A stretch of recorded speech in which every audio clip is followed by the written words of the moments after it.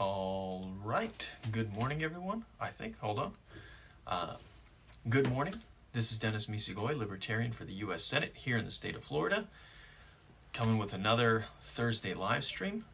Hoping to talk to you guys about all kind of things that might matter and let you know about stuff that's coming up. So, but if you haven't already, I think most people who are going to probably catch this, if you're not subscribed in one place or the other, make sure you go and follow on all the different social medias that you're active on. Facebook, Twitter, Instagram. We have a little bit less content there. The YouTube channel, obviously, where we're streaming this also.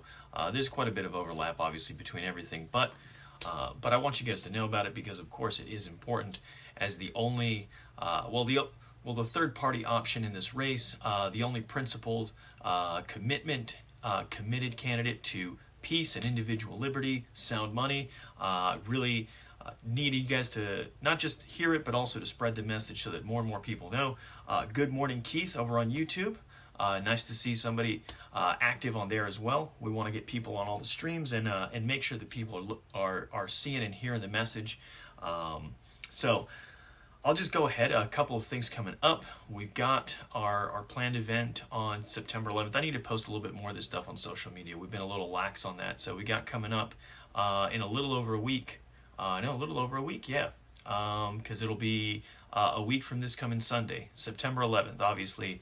A big day in our history. It had a big impact on a lot of things. So we're going to be doing an anti-war rally here in St. Cloud area, Veterans Memorial Park. We've got the information on the website. I want to post it on the social media stuff because we've been a little behind on that and kind of promoting it amongst word of mouth with folks, a lot of the libertarian folks around here. But if you happen to be in Central Florida, please come out and join us because we want to have as many people who recognize the mistakes of the last not just the last 20 years, but really a lot of the policy that led up to those kind of issues and recognize that the best thing that the U.S. can do is to stop getting involved in all these senseless conflicts, interfering in the affairs of other nations, and really just creating problems for ourselves and creating so many issues that affect us downstream. So if you're with that, please come out and join us here in Central Florida in Osceola County in St. Cloud on September 11th. On September 12th, I'm going to be speaking in the morning. That's a Monday morning, so a lot of you guys are working, might not be able to make that, but got invited by Central Florida chapter or region group of the Florida Freedom Keepers, so I'm going to go speak to them. And then on September 15th, we got something else planned, which is a debate, and we sent out a press release. We need to put some stuff out on the website and make sure we get it out there. One of the other NPA candidates, Mayor Stephen Grant of Boynton Beach, has confirmed that he intends to attend that with me. There's another NPA candidate who has so far declined, and obviously we're sending out invitations to Senator Rubio and Congresswoman Deming, see if they want to come out and join us. I would be very surprised, but obviously we want to extend them an invite because really Florida voters do deserve to see all of the options out on the table, one next to the other, to be able to compare. And there's really no other fair way to do it, but we're going to do the best we can and obviously provide voters with a view of some of the alternatives that are out there because obviously one of the things we all recognize is the two-party system has greatly failed us. It's how we got to where we are. Again, $30 trillion in debt, 9% inflation or more, and continuing to agitate towards more and more needless conflicts. We got a great view of Marco Rubio out last week around here in Central Florida, I believe, making an offhand comment that we need a military that is focused on blowing up Chinese aircraft carriers. Now that seems like real. That seems like language that would really help de-escalate tensions, don't you think? We got Pelosi flying over to Taiwan, and for no particular reason at all, making noise, agitating. You got Marco Rubio talking about blowing up Chinese aircraft carriers. That's what he wants our military to be focused on. And, crazy me, I think the focus of our military should be on defending the United States of America. The Chinese aren't going to be attacking the United States of America. The Russians aren't going to do it either. But again, we all seem so hyper-focused and wishing to escalate a conflict with Russia as well over Ukraine. Obviously a complex situation, but one of these things where it as complex as the situation is, and in part because of decades of influence in the past, but one of the things that shouldn't be that complicated is what should our goal be? What should be our primary goal? And the primary goal should be to avoid an escalation to a conflict with another nuclear armed power. It seems like a no-brainer to me that you wouldn't want to create a situation where you're going to get into open warfare with either Russia or China. And look, neither one of them in a conventional war would have the resources to be able to go after us. They certainly wouldn't be able to do it in necessarily a way that, or this sort of crazy empire building like the U.S. does. I mean, we spend, with what the defense spending is getting to, it's around triple what China spends, and China's number 2 in the world. Okay, it's absurd whenever you see the charts, and I don't want to go pulling this stuff up now, but whenever you see it, it is absolutely out of control. And that's one of the distinctions I want to make sure I draw between myself and the establishment candidates, is the fact that I'm not going to be another guy who's going to sign blank checks for the military-industrial complex to just spend endlessly, to continue to pursue this vain idea that the U.S. should essentially decide what happens throughout the world, that we need to give permission to everybody to do this, that, or the other thing in the world. It's incredibly misguided, and it's been demonstrated over and over. And I might sound like a broken record when I talk about this, but really the failure in Afghanistan exemplifies this. Trillions of dollars spent, countless lives lost and otherwise destroyed, even where people didn't actually die, but homes and entire communities destroyed, or people who come home with various kind of injuries. We have the epidemic of suicide amongst both active duty and veterans. So all these costs that have come with it, and again, achieving what? Again, a week after we left, everything basically went back to the way it was, except that now the Taliban has a bunch of new toys for all the weapons that we left for the government that we had been propping up for, basically 2 decades. So, and again, if we recognize that should be an example and something that crystallizes and makes very clear the limits of our power. Our power has limits. So the idea that we can dictate to the rest of the world what it is just fantasy. But people, we've been conditioned to accept it, and we need to let go of that mentality, because what good is going to come out of it? Again, I've pointed out some of the problems we already have.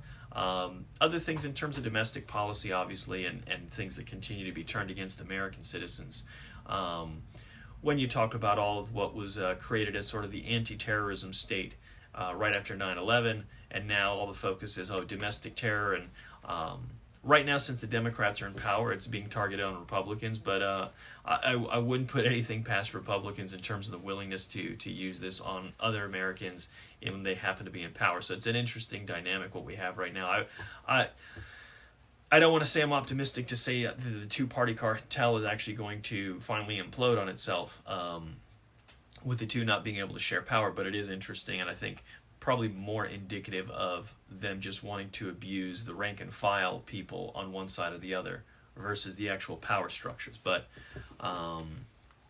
so it is certainly a crazy dynamic, and just the situation that we find ourselves in, and something that we need to really get away from, because it continues to just make things worse. And again, we have both two candidates in Rubio and Demings who are continue to rubber stamp this stuff. They will vote again every chance they get for future NDAs and other spending bills that will put more money into this, send more money to Ukraine to fight proxy war against Russia, and so forth and so on. So again, it's another one of these clear distinctions. I put the meme up, so if you're following this, if you're seeing this, you probably already saw that on social media, but if you haven't, go back and look on the feed, where we have the side-by-side on foreign policy, the one end the candidate, the end the wars candidate, the bring all the troops home candidate, the cut the needless defense spending candidate. There's only one, and that's me. So please, if you guys agree with that, come on and give us your support, so that we can reach more and more voters here in the state. More people need to know that the option's there. So, yeah. how will our governments keep us safe if we don't spend trillions of dollars over decades? Um, this is the question of what's the role of government? Is it to keep us safe? Is it to keep us free? And how, and to what end? To what end?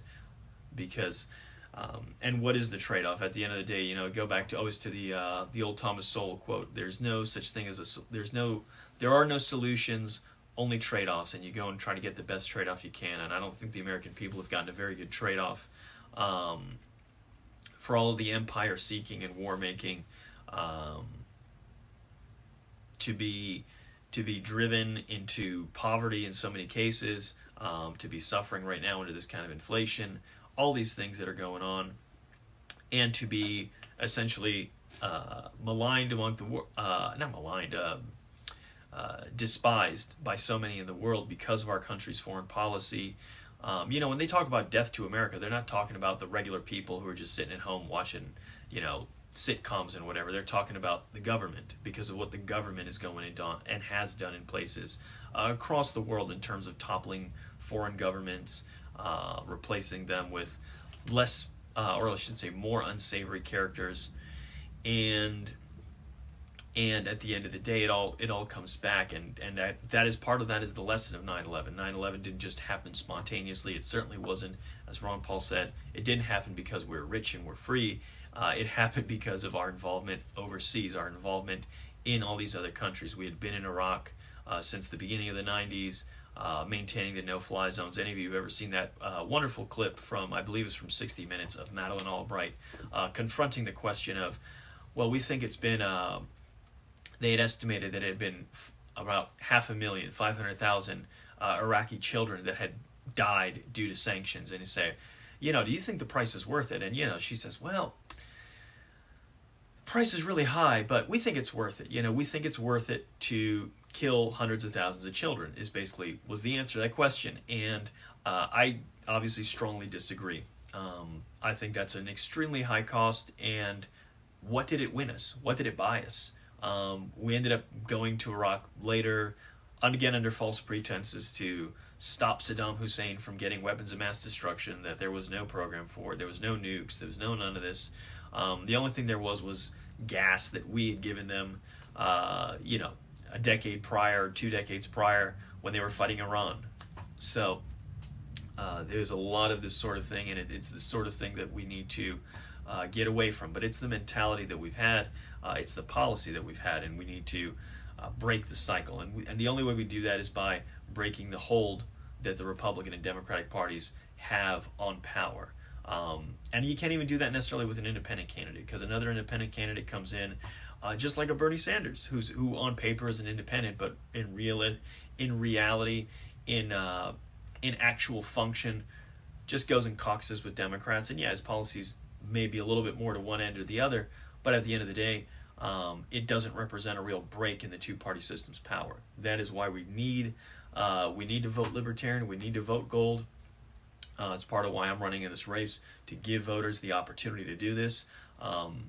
There's a lot to be said in the sense that, obviously, we don't have the resources. We have a much harder time reaching voters. But if voters are aware, and if voters understand and recognize the need to do this, this is the opportunity. This is an opportunity. Every opportunity is a chance, and we don't need to wait till when we have tens of millions of dollars or all this other stuff. All we simply need is for the voters to say, enough already. Enough already. We're not going to continue on the same path, and reject the two-party system, because the two-party system has created these conditions and led us down this road. So that is a big part of one of the things I want to recognize. I think, gosh, what was it? Today was, the start of, World War II back in Europe. So every day is an interesting anniversary of something. But as I sit here and talk about war, I think all of it being very pertinent to it. The failures of interventionism. And interventionism tends to have a long-term effects. Again, I was talking about stuff that was going on in the 90s, which led to 9/11, which obviously led into all the wars of the last 2 decades. in the case with World War II, which is usually used as kind of the gotcha example for folks like myself who are strong non-interventionists, I think the thing that a lot of people miss is the fact that, again, that was a byproduct of what happened in World War I. The U.S. decision to intervene in World War I tipped the scales heavily in the favor of the Allies, created the conditions where that allowed them to impose really terrible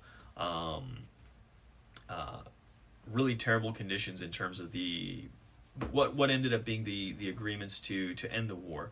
The treaties that were signed, the Treaty of Versailles, imposed really bad sanctions on the. I'm struggling for my vocabulary is failing me this morning, but created a lot of bad circumstances in Germany immediately after. Created a weak central government that didn't have a mandate,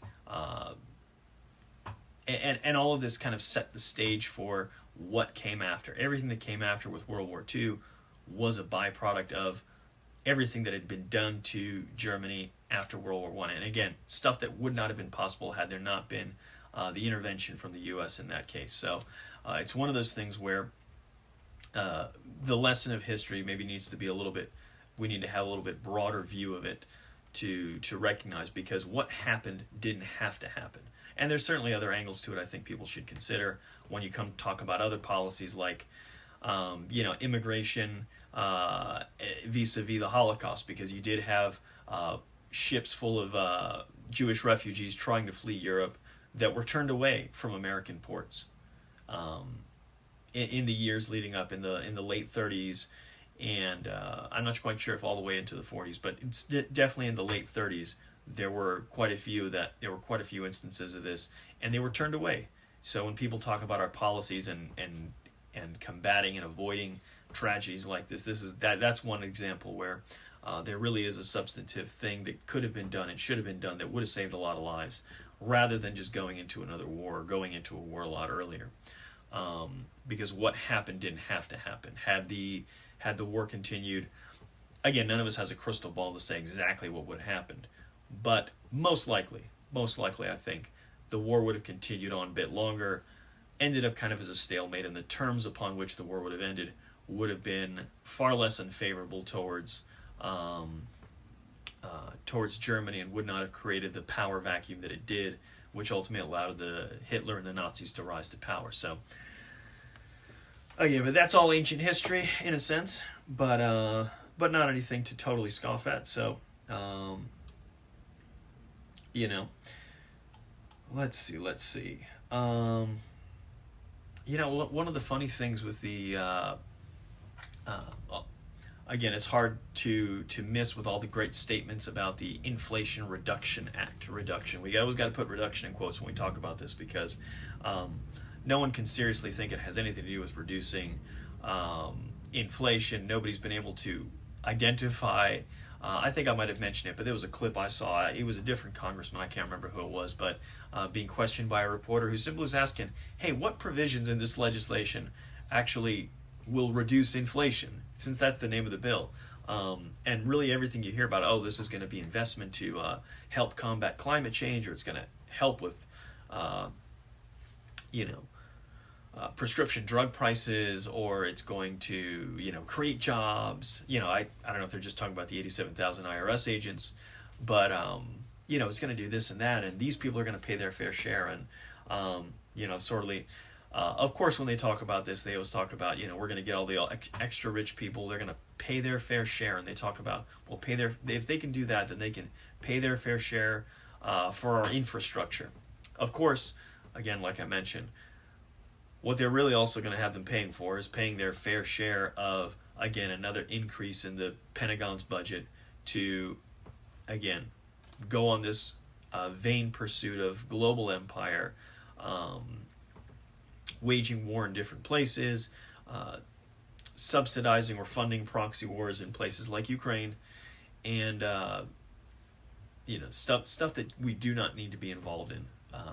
Stuff that really needs to come to an end. And again, a lot of people, when they might hear me talk some way about that, specifically on the issue of Ukraine, may be inclined to think, well, I don't care about those people. They may think that this is sort of a callous view, and a lot of people like to try to cast libertarians in that light, and it's something I strongly object to, because I think if you seriously care about folks, you don't want them to live in a war zone, and you don't want wars to continue in those places. War is not good for anyone there, and it's not good for the Ukrainians. It's not good for anyone else involved in this, but worst of all for the Ukrainians, the fact that their country is overtaken by this war. It doesn't need to be. Now, obviously, Russia's at fault in the sense for doing the invasion, but we've got to be realistic about what are the conditions there and what we can do to try to change things. And the question is, what's the goal of our policy? Because right now the goal of U.S. policy is not to save Ukrainian lives. It's not to help protect Ukraine or to stop any of what's going on. It is 100% about trying to harm Russia. Okay, and it's harming Russia at the expense of the Ukrainians. I've heard it repeated a few times, and I think it's a pretty apt way of describing it. We are ready to fight Russia down to the last Ukrainian. If you catch my drift, the Ukrainians are basically being used for sacrifice, cannon fodder, whatever you want to call it. Meanwhile, it's the American people who pay the bill for all of this, tens of billions of dollars going over there. The military-industrial complex cashes the checks, sends some weapons over, but some people are getting richer. A very narrow set of people are getting richer. Ukrainians are dying.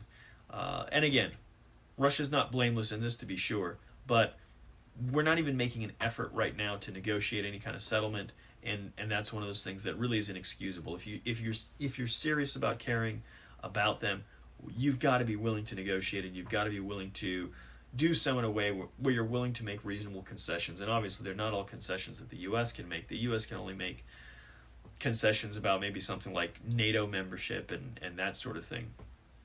But what we insist upon and what our efforts have been geared towards, and what we've also pressured the Ukrainian government to do, really doesn't jive with that, and really has not been with that objective in mind. The objective has been to harm Russia, not to save Ukraine. And for me, I think if you are serious about being compassionate and caring and trying to save human lives in this kind of situation, you really need to be willing to, what's the word I'm looking for, take the policy position that protects innocent lives, or that at least minimizes the loss of it, which would be to look for ways to come to peace with Russia in this situation, because again, this is not good for anyone. You're not helping Ukrainians by turning their country into a war zone, or allowing their country to become a war zone for that much longer. Again, we maybe not necessarily have the ability to have stopped it from happening. Obviously, it's 6 months in at this point, but could we make it shorter or longer? And based on our policy, what are we working towards? We're working towards right now making it longer, not shorter. When you hear statements, particularly, and this one coming out of the Ukrainian government, that they're planning to win back Crimea, that it's just not being realistic, and that's setting themselves up for like a forever war, pretty much, realistically. So, not good for their people, and there's a lot to be said about their government, but I don't necessarily want to delve in the politics of another country. We really need to be focused. Our policy needs to be focused on the interests of the American people. That's who pays the bills, and that's who our responsibility first and foremost is to. But I would certainly rather follow a policy that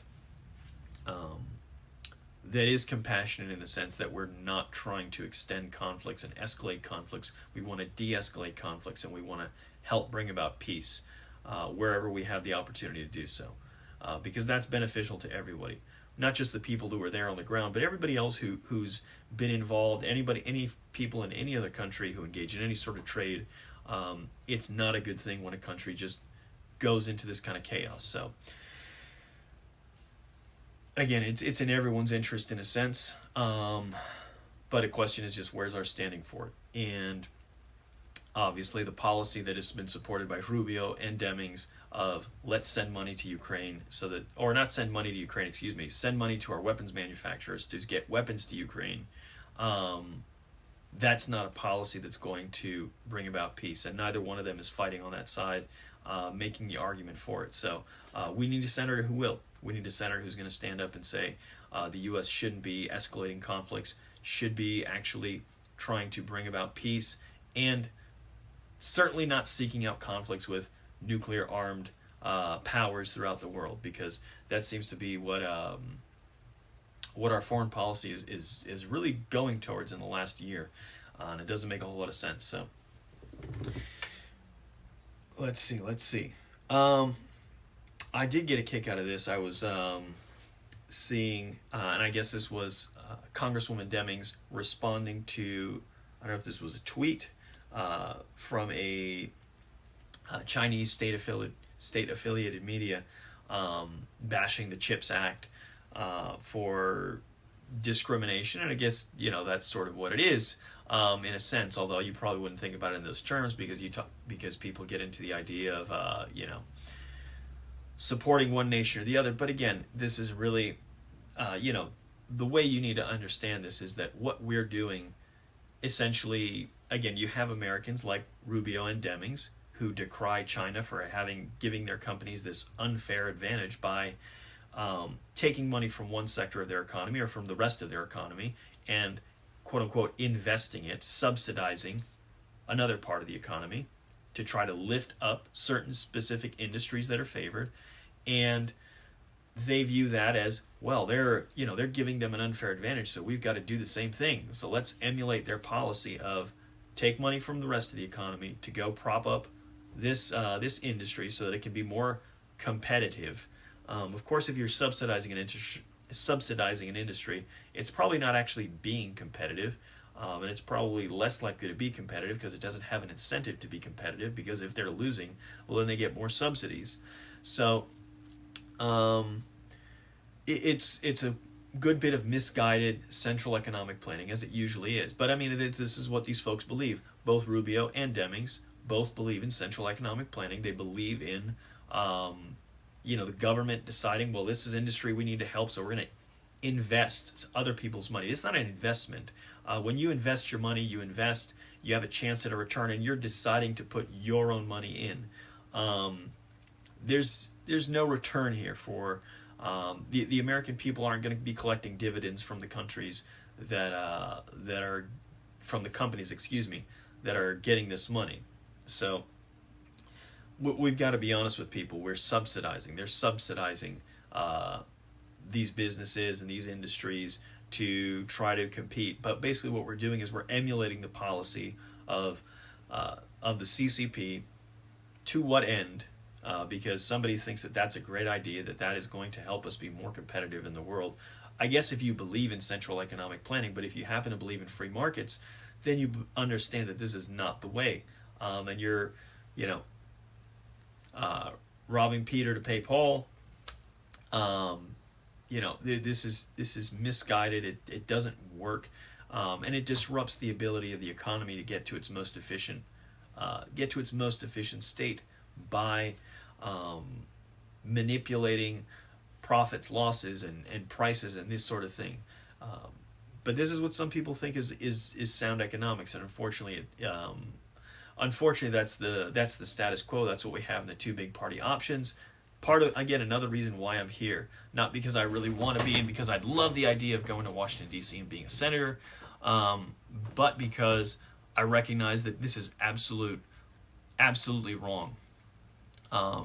Free markets lead to a more efficient economy that delivers goods and services at the lowest prices possible, so that people have more left over at the end, so that people are able to and put that into new things, new industries, new businesses, new ventures that ultimately lead to, or even just being able to save a little bit of money, and all of this at the end of the day improves the quality of life for every person. And so this is again just another example of it, that this is the status quo that we have. And so it's unfortunate, but it's something that needs to be called out. And this is from the CHIPS Act to the Inflation Reduction Act. It's all just more of the same. Government deciding that we're going to take money from here and we're going to put it there, and with no real sense or actual wisdom, because it's not possible for anybody, even if they were all perfectly virtuous and had no agendas, no devious ulterior motives. Even if that were the case, they would still be, even if all of that were the case, it would still be incapable of making good decisions, because they simply will never have all the information they need. So that's it. I'm at time, so I'm going to wrap this up. Thank you guys for joining me. This is, again, Dennis Misigoy, Libertarian candidate for U.S. Senate. Check the calendars. Like I said, we got September 11th coming up here in Central Florida. Another event on the morning in September 12th. That's a Monday morning, but September 11th in the afternoon. And the debate coming up on the 15th.